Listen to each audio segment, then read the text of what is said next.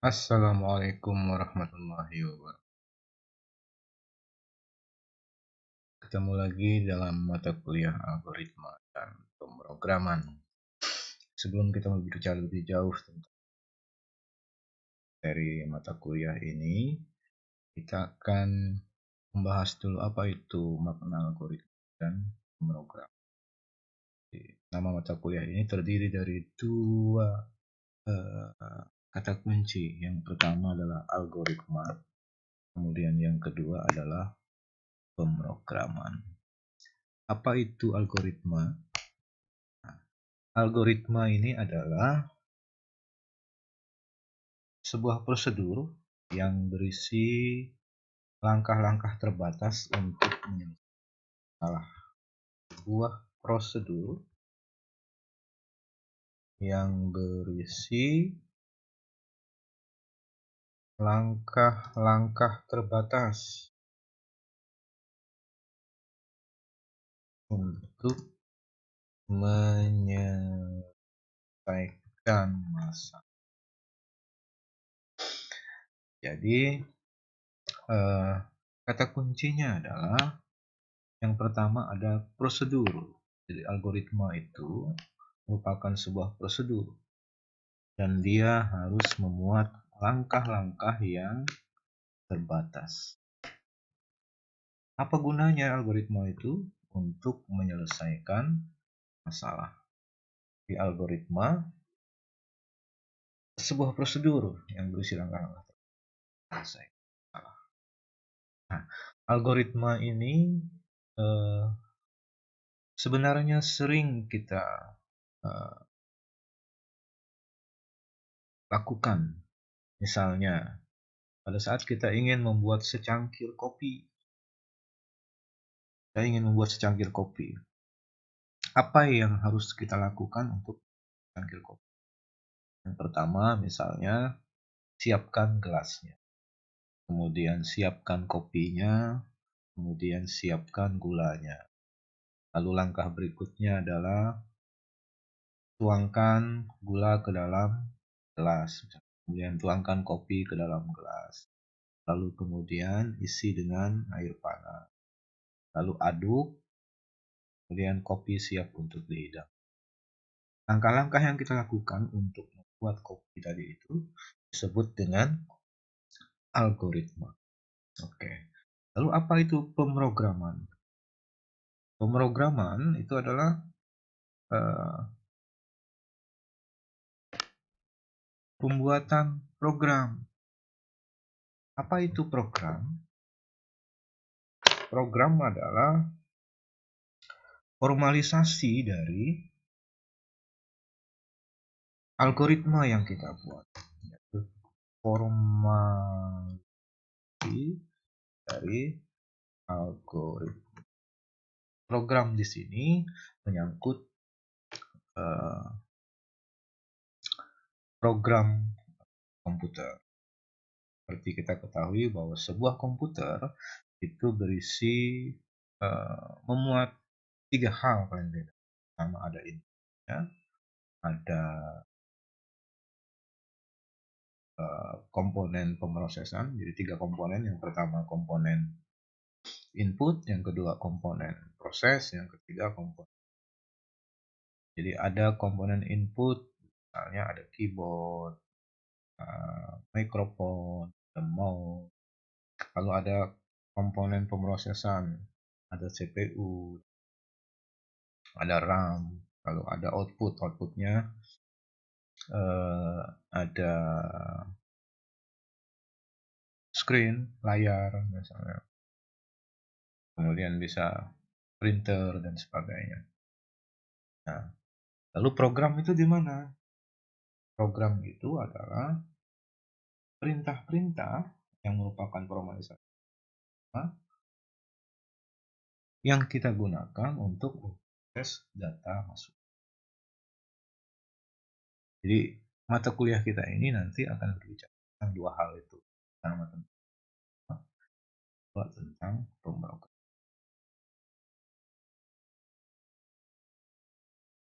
Lalu bagaimana algoritma itu dibuat? Algoritma itu dibuat setidaknya ada dua macam cara untuk membuat. Yang pertama adalah menggunakan flowchart. Nah, flowchart. Yang kedua menggunakan pseudocode, kode palsu. Nah, dalam menggunakan flowchart ini ada beberapa flowchart diagram alir, ya, ada beberapa simbol yang harus kita pahami. Yang pertama adalah simbol ini.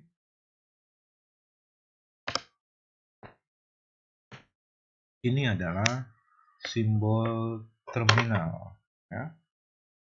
Oke. Ini simbol terminal, ya, simbol untuk menunjukkan mulai dan berakhirnya sebuah program, sebuah algoritma. Simbol terminal. Oke. Start atau stop. Kemudian yang kedua, jajar genjang. Ini adalah simbol untuk input dan output. Oke. Input, output, masukkan dan lalu kemudian yang berikutnya adalah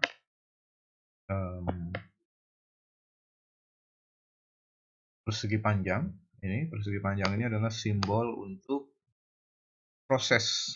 Jadi simbol untuk proses.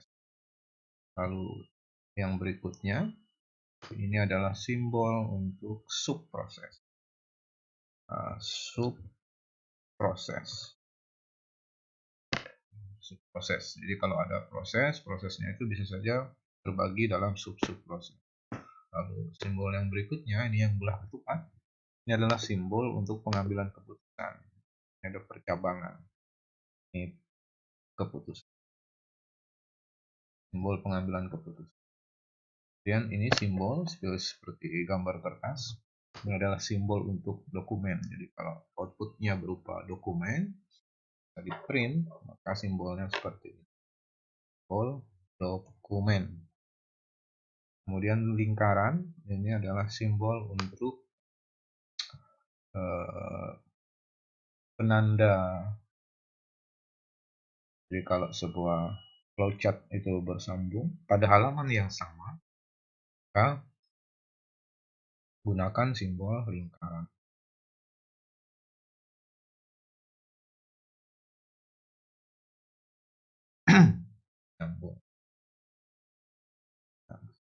Yang berikutnya ini juga simbol sambungan, tapi digunakan untuk halaman yang berbeda. Jadi ini juga simbol sambungan, tapi untuk halaman sambung pada halaman. Jadi ini adalah beberapa simbol yang akan kita gunakan dalam membuat algoritma. Jadi ada simbol terminal, ada simbol output, ada simbol proses, ada simbol subproses, ada simbol keputusan, ada simbol dokumen, ada simbol sambungan, ada simbol sambungan pada halaman yang berbeda. Nah, sebenarnya masih banyak, masih ada beberapa lagi simbol-simbol yang digunakan dalam pembuatan flowchart. Tetapi sementara ini kita gunakan beberapa simbol ini. Ini pun saya kira sudah cukup untuk membuat flowchart sederhana. Baik, bagaimana caranya membuat flowchart? Oke, misalnya kita ingin membuat flowchart algoritma untuk menyelesaikan persamaan kuadrat. Taruhlah sebuah persamaan kuadrat, misalnya berbentuk AX pangkat 2, oke, plus BX plus C sama dengan 0.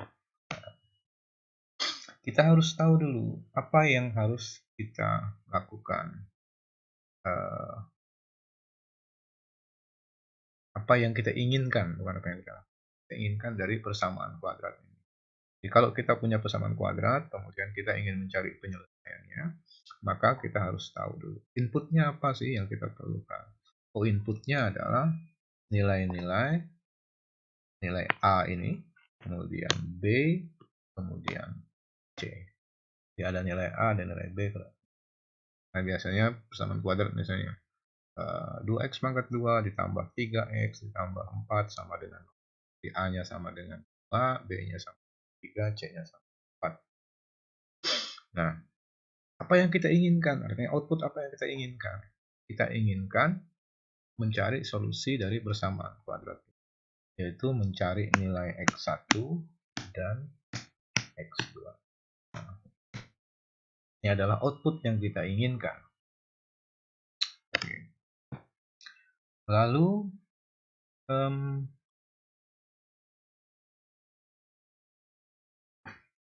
bagaimana nanti prosesnya, proses perhitungannya? Kita akan menggunakan apa? Menggunakan ABC misalnya. Rumus ABC seperti yang kita tahu, misalnya x12 sama dengan min B plus minus akar B kuadrat dikurang 4AC per 2A. Oke. Nah, nilai yang berada di bawah tanda akar ini disebut dengan, jadi kita nanti akan menyelesaikan persamaan berbentuk ax kuadrat plus bx plus c sama dengan 0 untuk mendapatkan nilai x1 dan x2 dengan formula. Oke. Sekarang bagaimana flowchartnya, alurnya?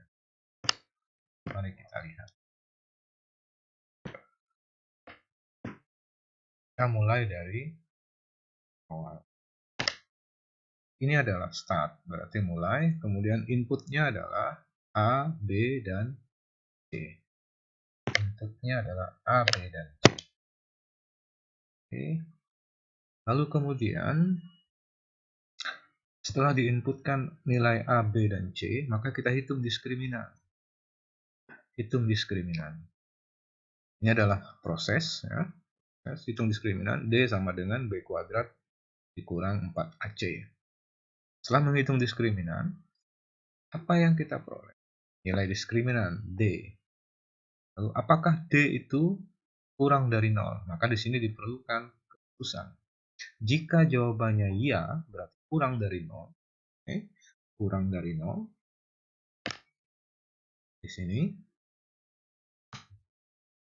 maka kita tampilkan di layar misalnya bahwa persamaan tersebut tidak punya akar real. Tidak punya akar real. Kalau jawabannya tidak, artinya diskriminannya tidak kurang dari 0, berarti bisa lebih dari 0, maka kita bisa menghitung x1 sama dengan negatif b dikurang akar d dibagi dengan 2a, dan x2 sama dengan negatif b ditambah akar d per 2a. Jadi proses perhitungan dapat dilakukan. Kemudian selanjutnya print x1 x2. Ini kita tampilkan hasil dari x1 dan x2 dan selesai. Begitulah salah satu contoh dari algoritma menghitung nilai x1 dan x2 dari persamaan kuadrat yang berbeda. Kalau kita perhatikan, maka pada flowchart ini, di sini ada percabangan. Di sini ada percabangan. Jadi ada cabang yang menuju ke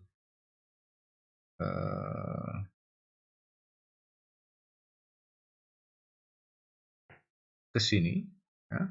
Kemudian ada cabang yang menuju ke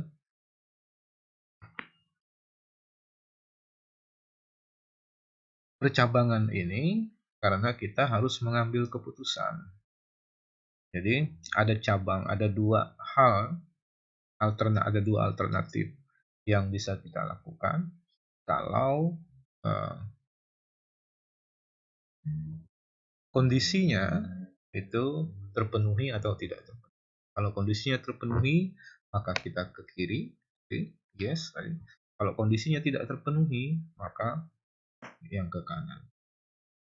Oke. Ini adalah contoh dari algoritma percabangan. Nah, dalam algoritma ternyata tidak hanya percabangan yang mungkin, bisa saja pengulangan plus pengulangan. Salah satu contohnya misalnya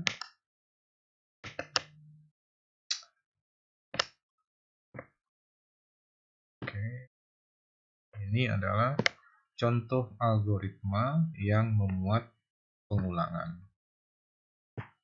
Ini algoritma tentang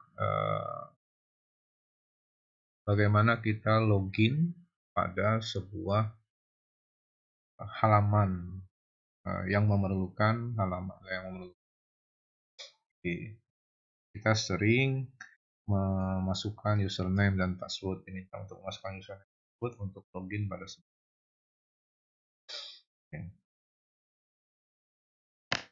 Kita mulai dengan memasukkan, jadi masukkan username dan password. Kita input username dan password. Kemudian akan dilakukan proses oleh halaman login tadi itu, yaitu mencocokkan username dan password dengan data yang sudah dimiliki oleh pemilik halaman itu. Jadi apakah username dan passwordnya itu cocok atau tidak. Jadi apakah username dan password. Kalau misalnya username dan passwordnya itu tidak cocok, maka dilakukan pengulangan pengisian username dan password. Tapi kalau dia cocok, maka halaman itu akan mempersilahkan kita masuk ke halaman berikut.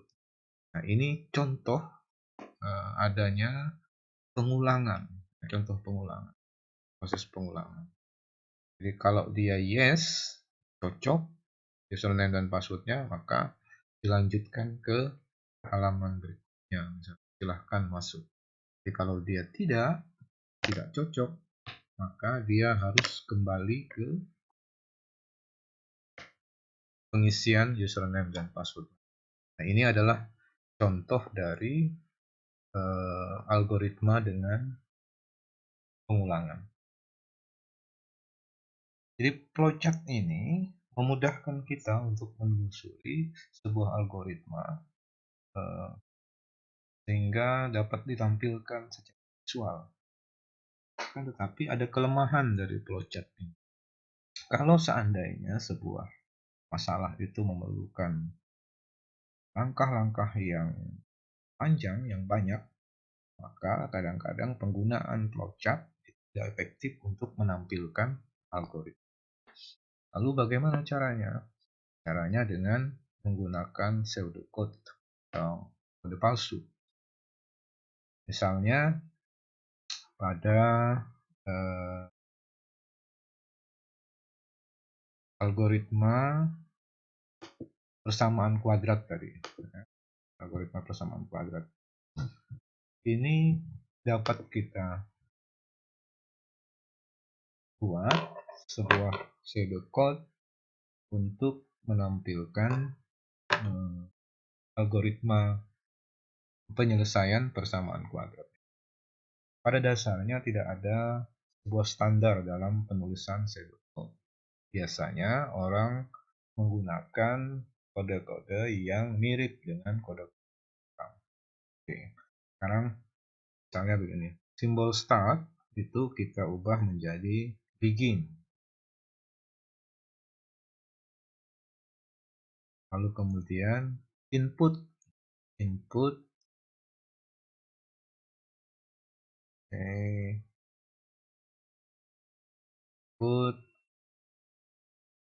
A, B, C.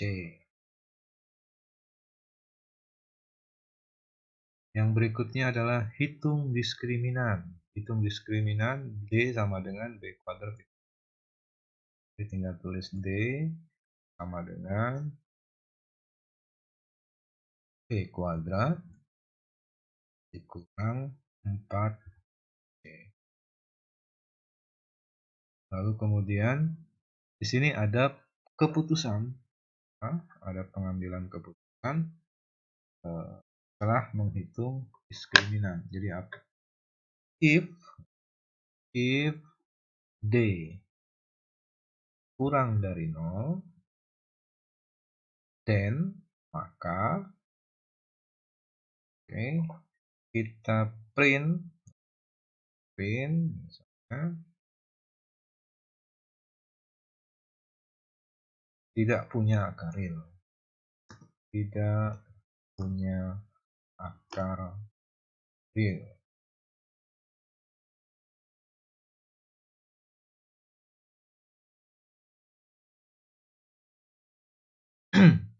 else artinya kalau dia lebih dari 0, maka hitung x1 sama dengan min b min akar c per 2a. Kemudian x2 itu sama dengan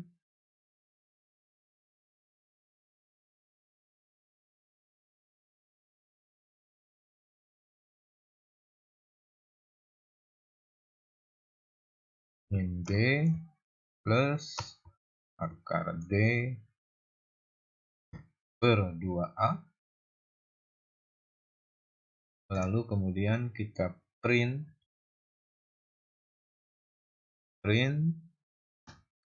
x1 dan x2. Selanjutnya and if. Ya, if-nya selesai tadi. And if-nya selesai. Oke, kemudian and. And adalah akhir dari. Oke. Nah, jadi begin ini adalah menandakan awal dari program. Kemudian input adalah input juga. Kemudian D ini adalah prosesnya. Kemudian ada if, then. Jadi ada if, then, else. If, then, else. If, dan ini adalah kondisinya. Ini adalah kondisi. D kurang dari 0 adalah kondisinya. Jadi bentuknya if, then, else. If kondisi, then maka hasilnya adalah konsekuensinya tidak punya akar real kalau D kurang dari. Else artinya kalau tidak, selebihnya atau selain itu, maka diproseslah x1 sama dengan min b dikurang akar D per 2a, kemudian diproses lagi x2 itu, kemudian ditampilkanlah hasil dari x1 dan x2. And if artinya proses if-nya itu selesai. Dan N ini menunjukkan akhir dari. Jadi kalau kita kita korespondensikan dengan flowchart yang di samping ini, maka begin itu menunjukkan start, kemudian input di sini adalah input, lalu ini adalah proses, D sama dengan proses. If D ini adalah pengambilan keputusan, ya, pengambilan keputusan. Jadi print ini adalah apabila yes, yang itu. Kemudian yang ini adalah apabila no, dan and if itu adalah proses selesainya if-nya tadi itu, dan and ini adalah stop. Jadi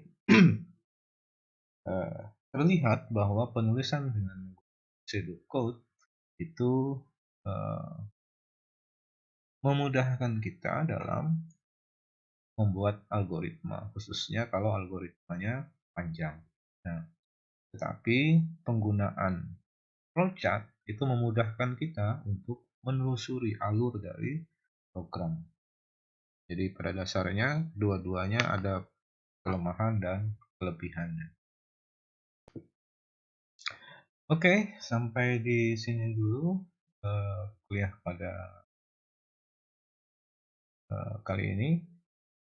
Saya akhiri. Assalamualaikum warahmatullahi wabarakatuh.